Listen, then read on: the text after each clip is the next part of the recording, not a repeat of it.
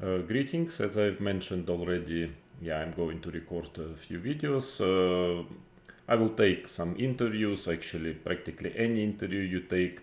There are a lot of things to comment on or to refute, but I have chosen the most, the funniest one, so to say, and I will just explain all mistakes, wrong numbers, just a lot of explanations which do not make sense, can be useful for you. So let's start. It's an interview for the channel Levit of Chess.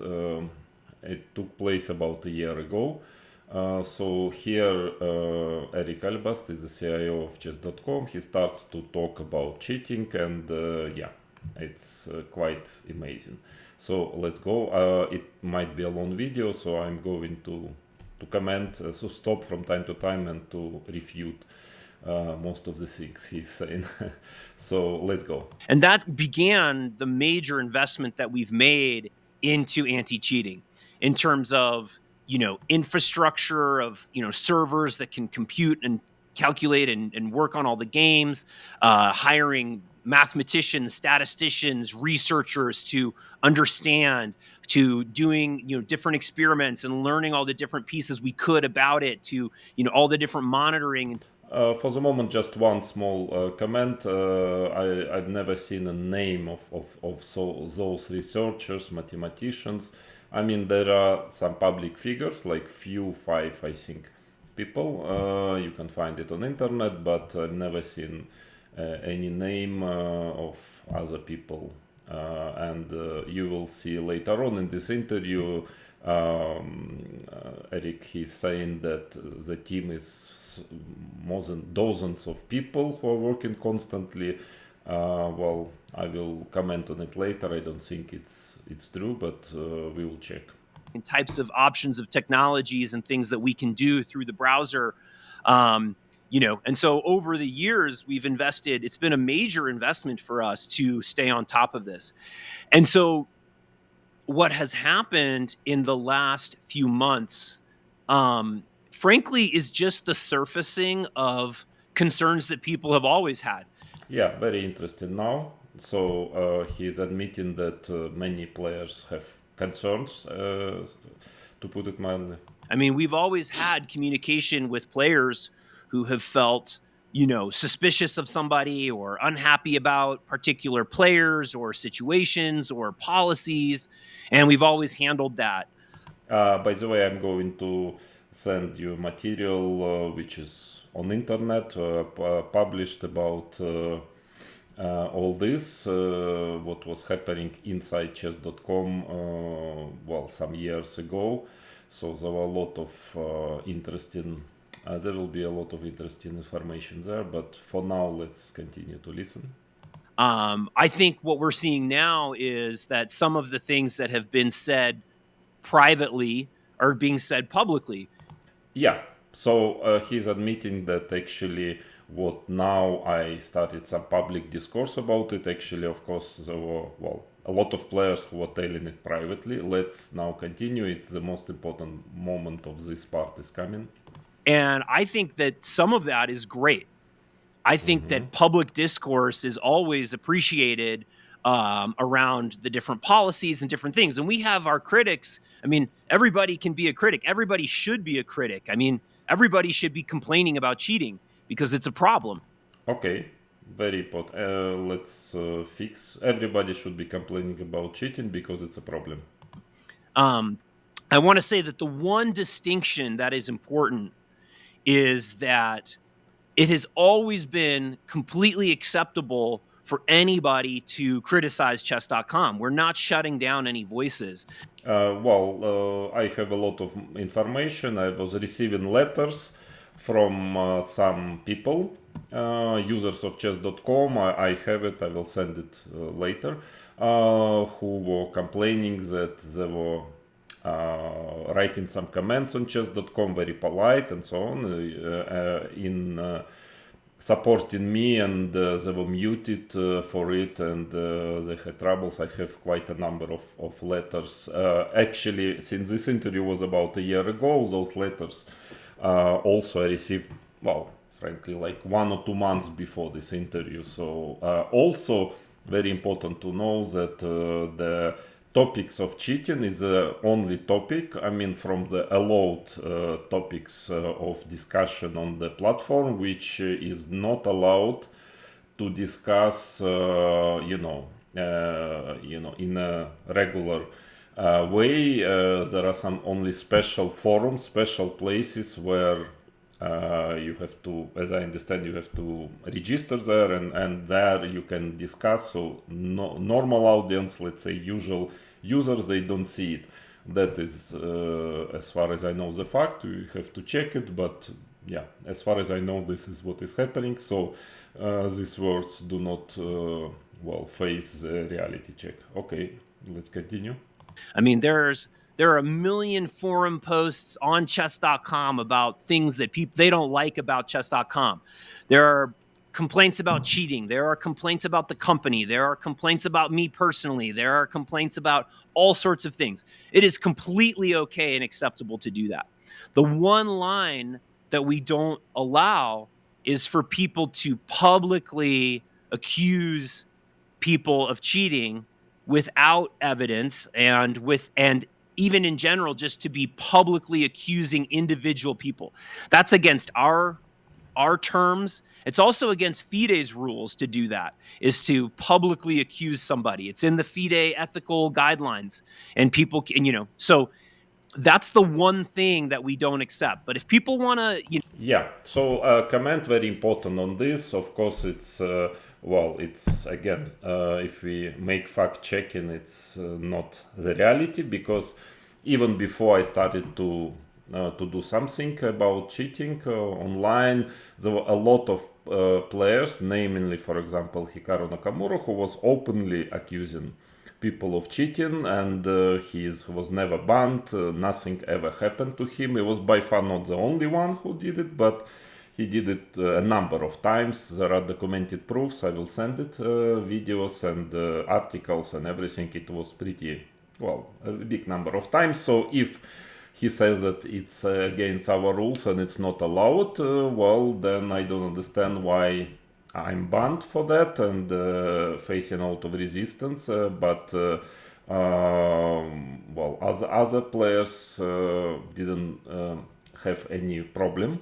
This is first. Second, of course, there is a big issue, and it's absolutely provable. I said many times, I mean, that at the beginning, at least, when I was starting it, and I always only thing what I was doing is publishing statistics and telling that this statistics is quite low probability, that it doesn't necessarily mean a player is cheating, but of course it has to be researched and probably explained to the players concurrents, especially since we are talking about money events. So I was not accusing of cheating, and actually Chess.com, it will be probably part of the second video. So they started to pretend that I was accusing. They were using this word, which is wrong, and I will send a lot of public statements of mine, material, videos where I tell very clearly my position. It has nothing to do with accusations. So this is basically, in my opinion, you know better, but probably can be defamation or manipulation, disinformation, whatever it is classified legally. So okay, that is what was in reality happening. if people want to complain about chess.com on chess.com, that's great. I get it. We're here, we're listening, but I will present letters when people were getting muted. Actually, not even so much as they say, at least. I have these screenshots of these letters, that not even for criticizing actually Chess.com, but more for supporting me and my fight against cheating. So, okay, this will be sent separately. cannot say, hey, I think that kid is a cheater. like, and name them and do that. You can't. Well, actually, there was at least one case, more than one, in fact, two or three, when Hikaru Nakamura, he is the face of the platform. He actually did it openly, and it's well-known case.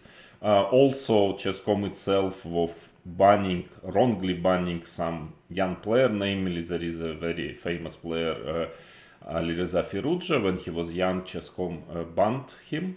Well, so actually it's just laughable, this explanation. Can't do that. FIDE doesn't allow it, and we don't allow that. That's But the we line have to our cross. concerns. I mean, Yeah, by the way, why I decided to take this interview, because actually the interviewer, he raises quite interesting questions and very logical. So he's trying to oppose Eric Albest, and well, the questions he asked are very reasonable. That's why it was very constructive, this conversation, especially for us. There are a lot of things which was said by the CIO of chess.com that I can refute, I believe, in court, anywhere, with documents. So yeah, let's listen, let's continue.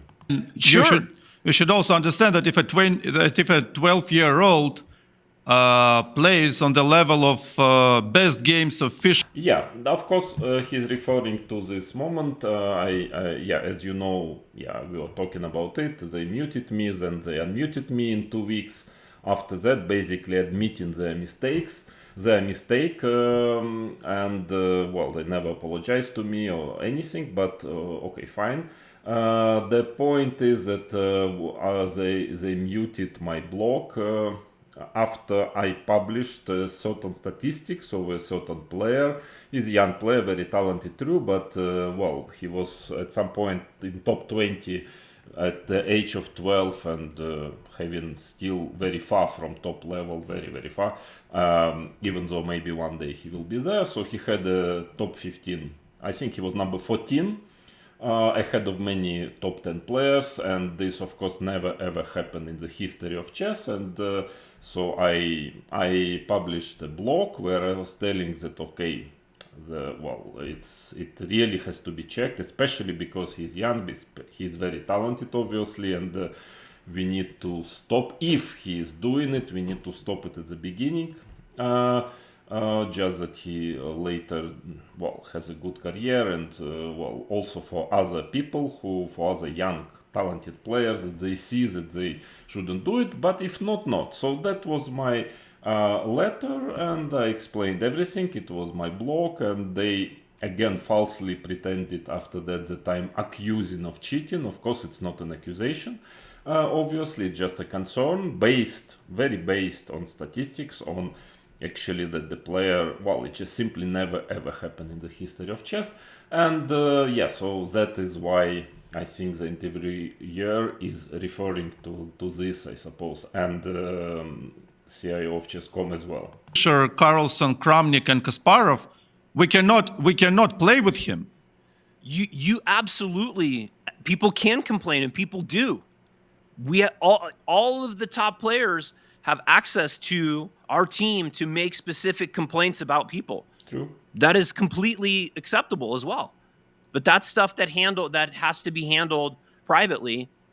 Yeah, I mean, the point is that once, yeah, that is very important also, that I was doing very, many times privately, sending them some requests, some statistics. I was not receiving answers, and nothing was happening.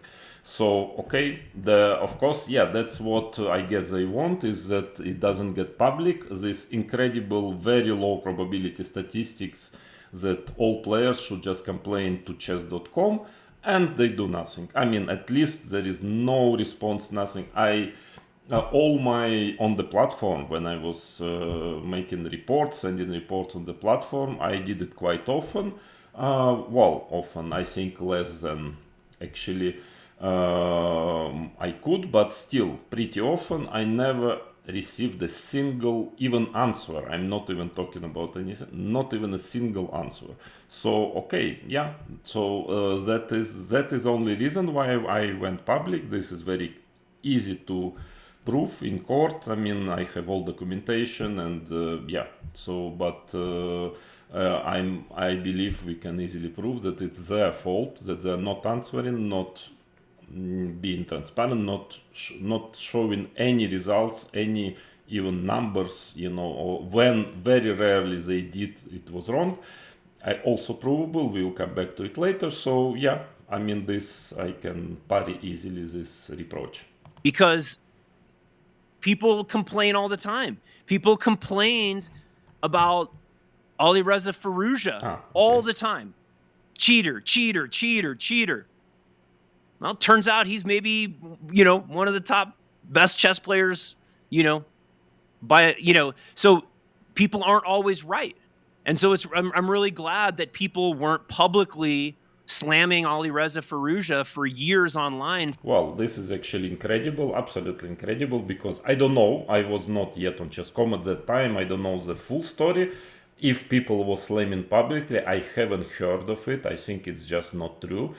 But all what I know that Chess.com banned actually this player, and then they admitted their mistake. So it was a false ban, which also questions the anti-cheating system, and now actually he pretends that it was someone else, as if they didn't ban this young, very talented player. I mean, this is just incredible. If for people who knows really what was happening, well, everything is documented, and actually, I mean, I don't think maybe some players were complaining privately, but publicly I haven't at least seen. We can check it later, the data of this time, but I've never seen anyone who was publicly telling that this young player is cheating. But so it seems to be, most probably we need to check, but it's wrong from beginning to the end, this story. For being a cheater, or Noterbeck, or a bunch of other players who turned out to be, wow, these are up and coming players, and people, their rating is only this FIDE, how they can't play at this level. Well, maybe you don't know. Well, it just doesn't make any sense, because, I mean, frankly, because, well, nobody is telling, I was not telling that a person is cheating, but obviously statistics is very low probability. And all what was needed from chess.com is just to answer, to explain that we checked, this is this because of that. I mean, we don't need the secrets, but at least the basic explanation that they never did. And that is the problem. The problem is this. So, and instead they're trying to manipulate in a way that, okay, I, for example, personally was accusing somebody of cheating. No, it is simply not true. I 100% can prove it with my text, and everything will be clear for potentially for court, for judge. It's 100% provable. I will send later the text. So maybe you should be, discussing it privately, and we'll see where it ends up. Now, I understand. I know very well where it ends up. There is no discussion, there is no answers. Basically, simply no answer, never an answer. So yeah, this is all just, I'm sorry, but it's just demagogy. And we don't necessarily handle every situation in the same way that everybody wants us to. We don't act just because someone thinks it, and we do our research. But it's not like it gets complained about and then, we delete the email. We look at this, we run reports, we look at the stats. We have 30 people who work at our company. Yeah, very interesting. 30 people who work at our company. He will just tell, if I remember well, they're like full-time. Who are involved in fair play. I mean, at some point of this interview, he's telling full-time. I would like, okay, of course, since chess.com very rarely releases information about many things inside the company, so in court they will have to release it, and according to my information, it's nothing even close to this. But the only way to check it is when in court they will have to open up certain files, information which they otherwise don't want to do. But I strongly doubt it is really dozens of people or 30 people. So okay, that is just a remark to notice. We have And, 10 titled players working nonstop. Yeah, 10 title players working non-stop. I don't think it's true, frankly. So we will contest it definitely. I've never seen these players. I've never heard of 10 title players or strong players who are working full time for chess.com. We will see. On doing analysis and looking at reports and handling this and monitoring and proctoring. We have millions of dollars invested into software. Millions of dollars invested in the software. I would like also to see the the data. I have my doubts, so we will check. And algorithms that look at these reports. We have deep statistics. We know how likely it is that a player of a certain rating can achieve a certain level of play. And the truth is that we understand that better than somebody in their own intuition. Intuition and stats do not.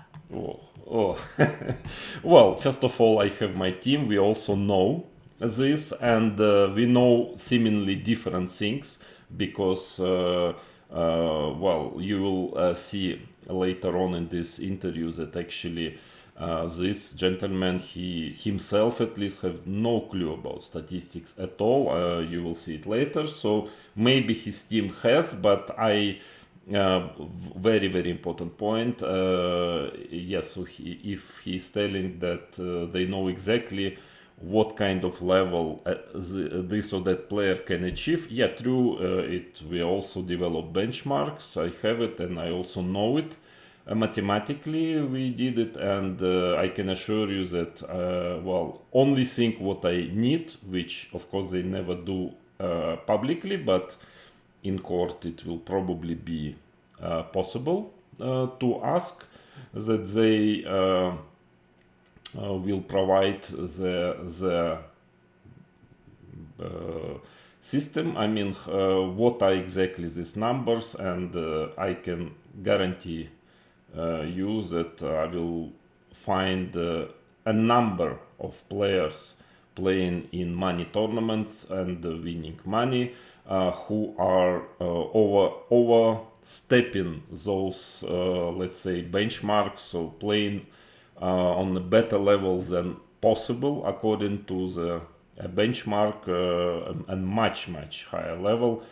So that is I'm going to prove, but for that I just need somebody, court, probably legal authorities, which would demand Chess.com to provide those numbers, so the researches, if there are any.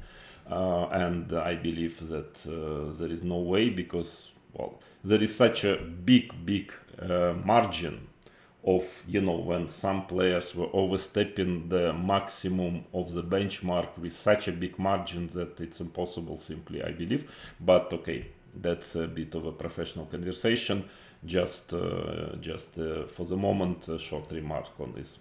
Mix very well. Why do you call this intuition, Eric? Yeah, of course, it's not intuition. I mean, always when I was contacting Chess.com, I was providing them my ideas, my statistics, and why I believe this or that player is very suspicious. So, of course, it's not intuition.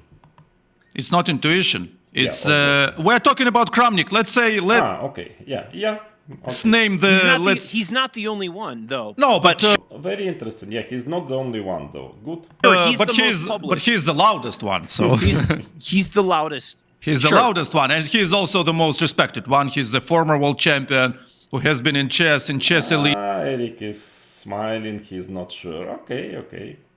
For 25 years, and I mean, everybody else is saying a lot of things behind the closed doors.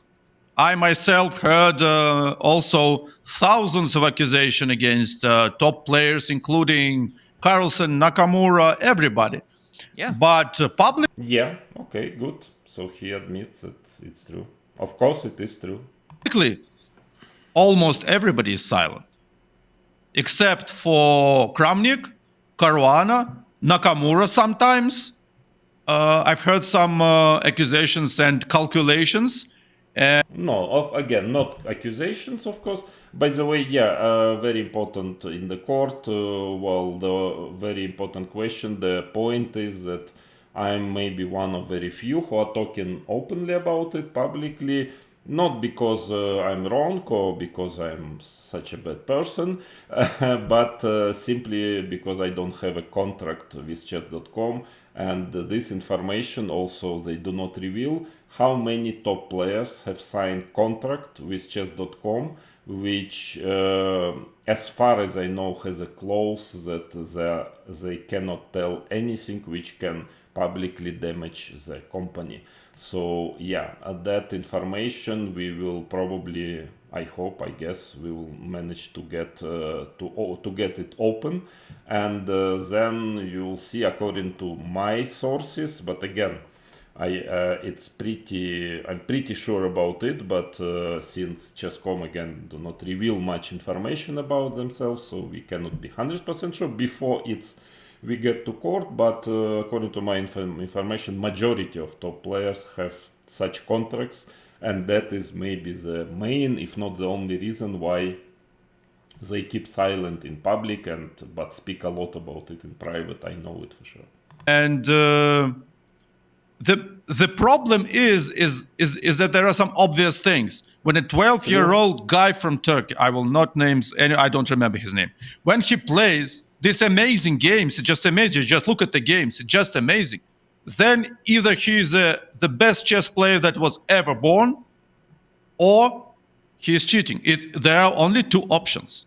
Yeah, that's actually, I think maybe the interviewer he read my post on the blog. Yeah, that's exactly what I said. There is no other variation simply. It's this kid is of course gifted and so on, but he's showing a level of play and performance online which is have never been seen yet. It doesn't necessarily mean that he's cheating, of course not, but it's obviously has to be checked because there's only two variations, whether he's really a complete genius, yeah, on the level of the best in the history of chess, which can also happen, but since we are now online, there is a lot of money in events, it's a very serious issue. It's not only just playing for fun as it used to be for quite many years. Now we have to take it much more seriously, and so that was my point. And instead of simply answering me, giving some ideas, the conclusion of the research, they decided to mute me, and then in 2-3 weeks and unmute it again, and of course they never answered my request. Yeah, I think that's part of the problem, is that you view that that's only two options. Okay. But what are the other options? I'm sorry. Please. I mean, there is no third option simply in this variation. I mean, in this case. I mean, this is just nonsense, no? That's the problem. But what's the problem? What people don't understand who don't work deeply in statistics is that there are probabilities and possibilities within the realm of statistics. Well, now we start to the point when gentleman starts to talk about statistics, and it becomes very clear, even to me, not even to professional, but I know a bit of, was doing something during last year and a half. So that he doesn't, he doesn't have a clue about statistics. Yeah. So now instead of, answering directly the question, because any statistics, I would like to explain, that, whatever formulas, models are, but one of the tests of probability is, so to say, the reality. I mean, if something never happened in the long history of the game of chess, and best players, they never achieved at that age such performances, so it means it is very low probability. It doesn't mean anything more than that, but that is clear. Also statistically it's a low probability. So now Eric Elbes starts to explain in a very funny way, I mean, for some general public, but of course any person who has at least a bit of understanding knowledge in mathematics, probabilities, well, he would just laugh at it. And in court, I believe we can always find such a person, unbiased person, who would just refute all this. Our team knows, for example, how possible it is for a player of a certain strength to play at a certain level over a small number of games. 1 game, 5 games, 10 games. There are Yeah, but the point is that we are not talking. Yeah, he's right. Actually, in one game it makes no sense at all. 5 still no sense. 10 already makes sense. But of course, that is not the point. The point is when a person for a long period of time, that is of course the point, like 2 months, I don't know, 200 games, is playing on a certain level, which is completely is not corresponding to his level when he plays over the board.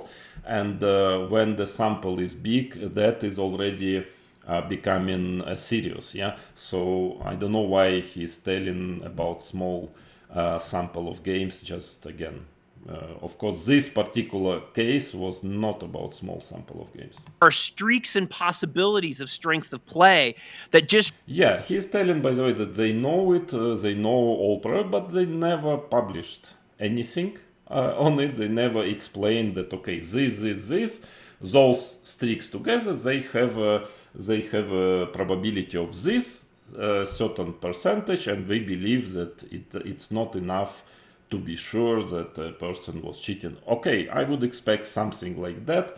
But they never do it. They did it only once or twice, and it was factually completely wrong, completely. But we will come back to it in the next video.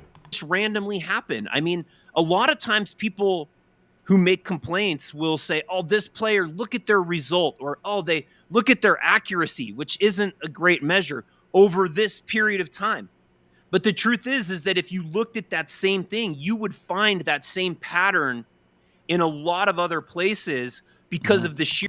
No, I mean, again, it's just nonsense. As I told already, this particular young player, he had best ever in history of chess performances. So I'm sorry, there are no other places. I mean, this is all just, I'm sorry how to characterize it in a soft words, but just doesn't make any sense what he's telling now. Sheer volume of games that we have, and that achieving a certain strength of play has a statistical possibility to it. True. Just as if you flip a coin 10,000 times, you are going to find 50 heads in a row. You're going to find it. This is fantastic, of course. This shows everything about, I mean, of course, it's so much out of reality. I mean, it just shows that Rick just doesn't have a slightest clue about statistics. I don't know and why he's then talking about it.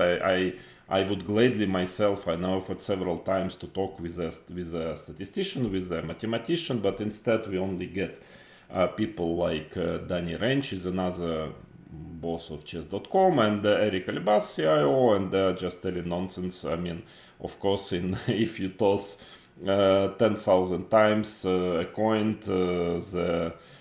you will practically impossible that you will get 50 times in a row. Actually, I even did this test once when I heard this a year ago. It was so laughable. I did this test, and the simulation, AI simulation of this episode, like 10,000 coin tosses, and what will be the longest streak of heads, let's say, and the longest was 13. He's talking about 50 times in a row. I mean, just funny. This is simply funny. Just, I think, very obviously, clearly showing that he doesn't know really what he's talking about. It's statistically possible. And so No, it is statistically possible. Yeah, everything is statistically possible. Even DNA test is can statistically be wrong, but there are also certain rules in statistics. So where probabilities, which basically work as beyond reasonable doubt, and of course, 50 times in a row, it's practically impossible. But okay, it's just for fun. So therefore it does happen. And No, so it doesn't happen. that's what I'm saying, is that people intuitively in their gut, it feels wrong. I mean, this is just no. I cannot even listen to it. It's just absurd. I'm given numbers, probabilities. I have team of people working, and okay, it's just telling nonsense intuitively. It's clear that there is no, I mean, nothing he can say. First, he tells that it's a problem that that the interior sees only two variations and doesn't explain why, because there are only two variations.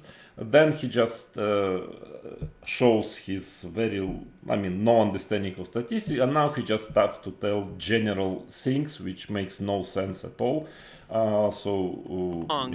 That somebody could achieve a certain performance or do a certain thing because it feels off. It does. But then when you actually understand stats and math and probabilities and possibilities, and then you toss coins and you understand that a person can win 5,000 games out of 4,000, something like that. When you go and look at the games and say, oh, well, in this case, this person was actually winning the game, but then they lost in time trouble. Oh, and then in this case, there was this advantage, but they just threw a piece away. Yeah, I'm sorry, I cannot listen to it anymore, because this what he's telling, it's not statistics. It has nothing to do with data analysis or statistics. This is something. It's just a different type of anti-cheating. He starts to talk about statistics. Now he turns to completely different thing. I mean, of course there are some mistakes, whatever can happen during a game, but in a statistic, if something never happened over the board, probably in millions of attempts before of different players, they also had people who were blundering pieces and making mistakes. I mean, this is such an absurd. I don't know for what kind of, for what kind of intellectual level this is considered. I mean, but I'm pretty sure that in the court, the judge and other people who will be in the court, they have much higher intellectual level, and they will not buy this. And hung it. And so it looks like this person played super well. And in this game, it looks like accuracy was through the charts. Well, actually, it was just a super long, winning, easy end game. And they played a lot of easy, accurate moves at the end, which all adds up to a really high score. So what I'm saying is, humans developed intuition to see. Well, this is a complete absurd. Sorry, but this is just, I cannot listen to it anymore. So let's go further. An Airbnb, something bad is going to happen over bothers you, and it feels wrong, and so you want to express that. But we also the thing that it's a pure PR, so he's trying just to make an impression that everybody, and there are many players who are telling, first of all, that the cheating on the platform is the scale is few times higher. I mean, much higher than Chess.com pretends. There are a lot of I would say on top of our professional understanding of chess, there are a lot of statistics which clearly shows. I have tons of statistics which is showing it very clearly, provably, and everything what he's trying to do, he doesn't answer any concrete questions, but he's just trying to pretend to the public that all those people, and me included, who are argumentally complain about it, that it's all emotions, it's all intuition. I mean, of course, this is just absurd. Okay. We've analyzed billions of games with, a team of statisticians and researchers who are titled players themselves. Now even better. Statistician, researchers, and also titled players themselves, a full team. We really need to demand them to open up this information, who are in this team. I don't know too many, if any, real mathematicians on the level of the task which is anti-cheating on the platform, who at the same time are title players. I really don't know. I think it's actually not according to the reality what he is saying. So, but yeah, we will demand it during the court case. To look at this and they understand the bigger view of what the story is here. So I wish it were easier to explain. Statistics are not, sometimes easy to explain, and they don't feel right. Yeah, especially when you have no clue about it. Yeah, the explanation was not extremely high level, I must admit. But what I'm saying is we take it seriously, but we also, we have millions of dollars of investment and dozens of people working who this. Okay, very important. Yeah, let's note it. Millions of dollars of investment and thousands of people who are working. Okay, I will really contest it. This is their full-time job to look at it, and then you have someone else who says, well, it feels wrong to me.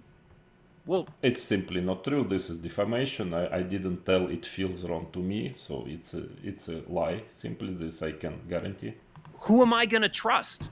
And we trust the investment that we've made. I can perfectly understand that. But it's not only Kramnik. I mean, there are some well-known names that are playing amazing, beautiful, fantastic chess in Title Tuesdays, and then they come to the offline World Blitz Championship and show nothing. I will not name them, but everybody can find out about That's true. There are some people that are taking a lot of money into Title Tuesday, and then you look their games offline during the recent event in Samarkand, and you are just bored. What the fuck is that? I mean, who are these people? They've changed the guy. Do you think, my question, Eric, do you think that there could be a big difference between level of play, not the results, level of play offline and online? Yeah, let's stop here for the moment. Okay, it was the first part. I'm going to record probably tomorrow the continuation of this remarkable interview because, yeah, there were many comments on it. So yeah, that's it for. I'm going to send it tomorrow, and probably tomorrow evening or after tomorrow I will continue on this interview. There were many very interesting points in this interview, which I'm going to refute factually, and I have documentation on everything. I can easily refute. If I tell it, I can assure you that it's refutable. So yeah. Keep in touch. I'm going to send it tomorrow morning.